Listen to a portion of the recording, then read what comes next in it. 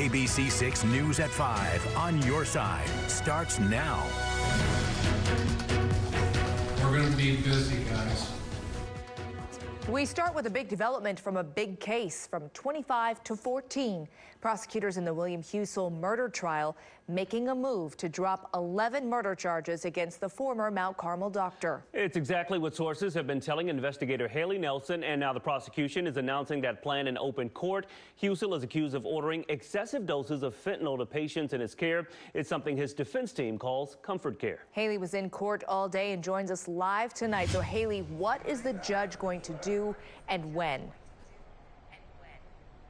The judge tells me he does plan to sign that motion dismissing 11 of these murder counts against William Husel. Really, at this point, we're just waiting on a formality, which is paperwork.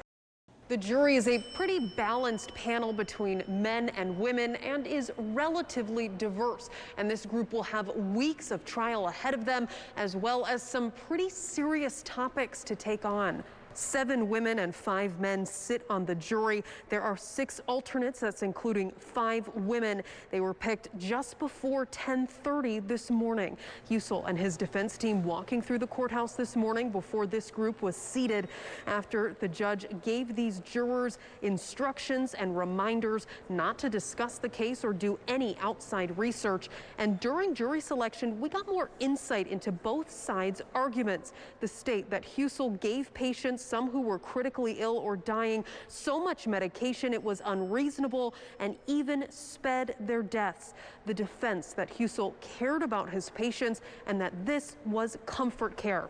The role of COVID-19 in this trial continues to be a big one. It's one reason, along with the length of the trial, for example, that the judge made the call to have 6 alternates.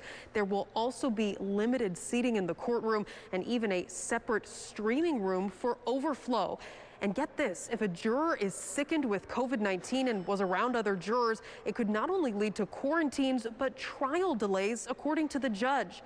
Jurors will take breaks in 2 separate rooms, but have their final deliberation in one large courtroom. And this could take 8 weeks, maybe even more. We do know that opening statements are set to start on Tuesday.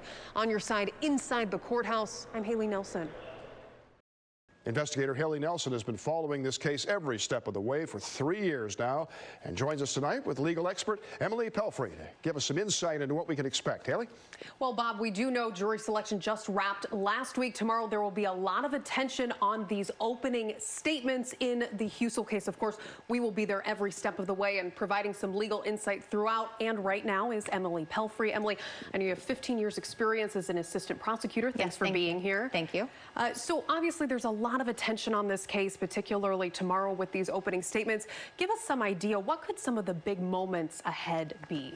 So some of the big moments for this trial coming up are really going to be based on the medical testimony provided by both sides. This case really is going to be one that breaks into a medical testimony battle. So I think that's going to be a really big thing to look at. Whose expert is better at explaining things to everybody else so they understand what really happened? Not too complicated. There's no murder case. None whatsoever. They all had one thing in common.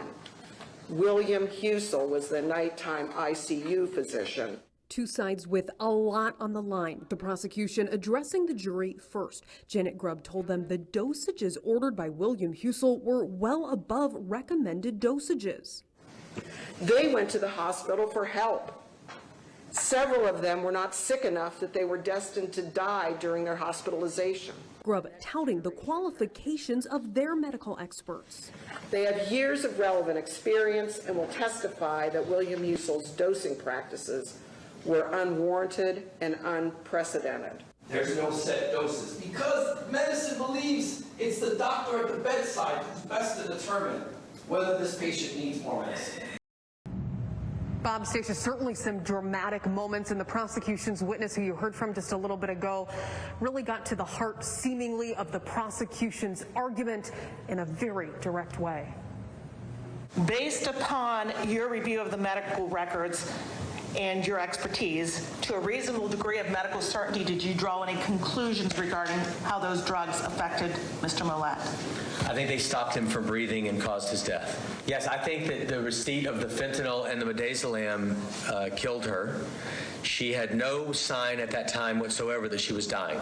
No doubt that medicine killed her. That's the prosecution asking their witness, Dr. Wes Ely, about each of the 14 patients William Husel is accused of murdering. Dr. Ely, who says he takes care of patients in the ICU and teaches at Vanderbilt, told the jury he reviewed records and had this to say about fentanyl and other medications given to Ryan Hayes. This is an astounding amount of medication.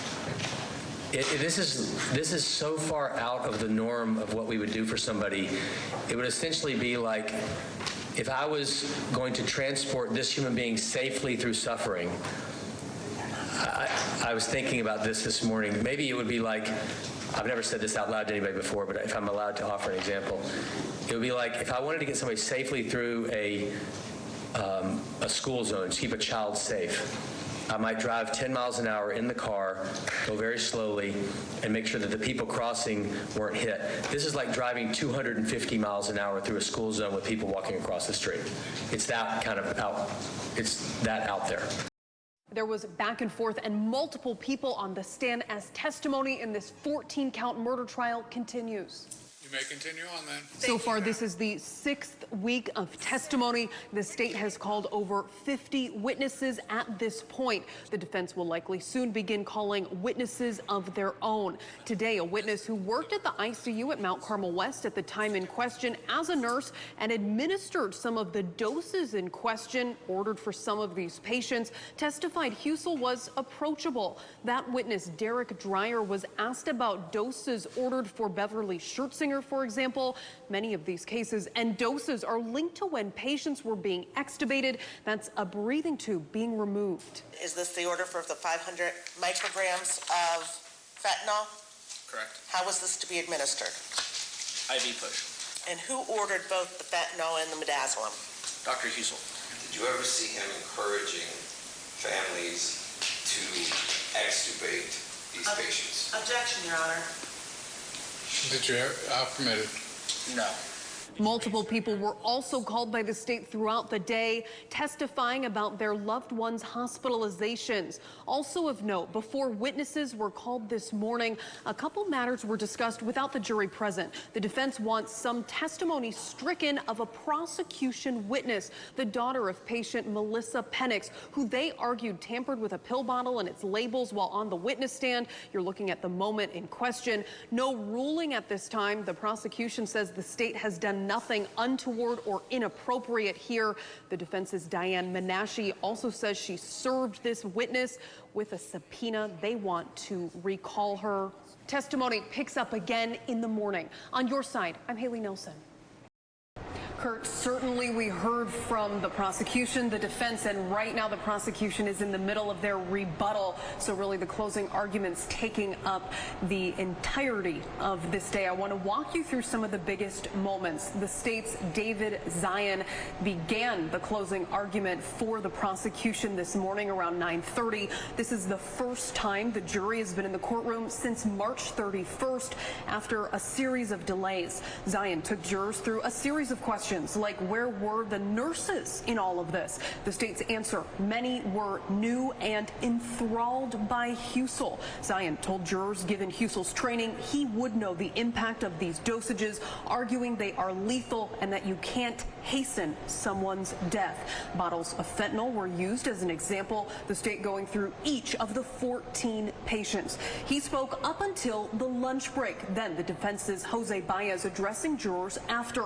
He called the police investigation into this case pathetic, and if done better, he argued Husel wouldn't be sitting here facing these charges. Baez also argued that the state is asking jurors to take leaps. Listen to the closing arguments from both sides. He's in his own bubble, folks. I would call this, I would argue to you, he's in his own echo chamber in the nighttime ICU, dealing with other new people that he is training on his methods that no one else in the entire Mount Carmel system is doing. And I would argue, based on the testimony of Dr. Schweiger and Dr. Ely, that no one else in the world is doing. Why will this man risk his family, his career, 17 years of trying to be a doctor, every single thing he has worked for, to hasten someone's death or to kill them? Specifically to kill them. Now you have a tough job because this is such a unique case. ABC 6 News at 6 starts with this breaking news alert. We, the jury in this case, being duly impaneled, sworn by the defendant not guilty as to count 14 of the indictment for murder and not guilty of any lesser offenses, signed by each and every juror. This the 20th day of April 2022. William Husel was charged with the murder of these 14 patients, their deaths coming during his time as a doctor at the Mount Carmel West ICU. The patients receiving what prosecutors had described as wildly excessive doses of drugs. Husel's team maintained it was comfort care for sick people. Investigator Haley Nelson joins me live now. Haley, this has been a long haul. Jury selection began on Valentine's Day, and here we are today. Describe what it was like today. In that courtroom, Stacia, it was packed and it was emotional. We saw hugs and tears from Husel's side. His family and some supporters were there, and we did see some frustration, apparent tears from some families of patients in this case. Also today, we got a glimpse of emotion from the former Mount Carmel doctor as he was acquitted in the deaths of 14 of his patients. Relative to count 1, we, the jury in this case, being duly impaneled and sworn, find the defendant not guilty as to count 1 of the indictment for murder and not guilty to any lesser offense. In a courtroom full of spectators and emotion, William Husel learned his fate, a jury of 12, finding him not guilty of murder or a lesser offense of attempted murder for all 14 of these patients. Count 14, we, the jury in this case, being duly impaneled, sworn, find the defendant not guilty as to count 14 of the indictment for murder. We saw Husel react, seeming to wipe away some tears, also hugging his defense attorney, Diane Menashe. In video you'll only see here, Husel later left with his wife, acquitted now on all the criminal charges he faced. My reaction is what an incredible moment, not just for William Husel, but, and let me pause there, for Dr. William Husel. It's a moment that he deserves, and you know, he had faith this whole time. Top 5 hardest things I ever done. Deciding the fate of William Husel.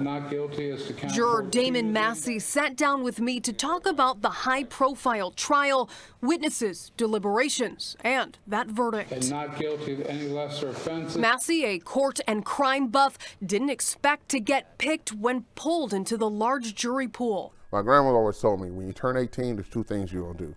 You're gonna vote, and you're gonna do jury duty if you ever ask. So that was just like one of her things where people fought for this. You know, people of color fought for you to have this opportunity. So that's the reason why I went ahead with it. Over the weeks, the group would hear from 53 prosecution witnesses and 1 defense witness. Throughout the trial, were there things that really stood out to you? Yeah, it was kind of long-winded. You know, to bring in 53 people, you're bringing in nurses who look like they're testifying more for the defense. And Massey tells me this move from the defense, Your Honor, the defense rests. After calling 1 witness, sent shockwaves. That was kind of crazy because we thought they were going to have at least 1 more witness. But at the end of the day, the prosecution didn't prove their case. What was it in the law that led you guys to the not guilty? My biggest thing on my cases that I thought he was guilty on, I had 4 of them. I felt like the only way you would give someone these doses is if you was trying to kill them, you know. But like I said, I just started finding things in the records that just started showing that, you know, it's hard to prove an intent on this. Massey thinks about everyone involved, Husel, his family, the families of patients, and more. Not only did the trial create lasting bonds between the jurors, he says, but certain parts and patients will stick with him forever. I'll probably think about that until the day I die. And cause like I said, within myself and my belief, I believe he was guilty of that one. And please, you gotta understand what I believe and what the law is 2 different things.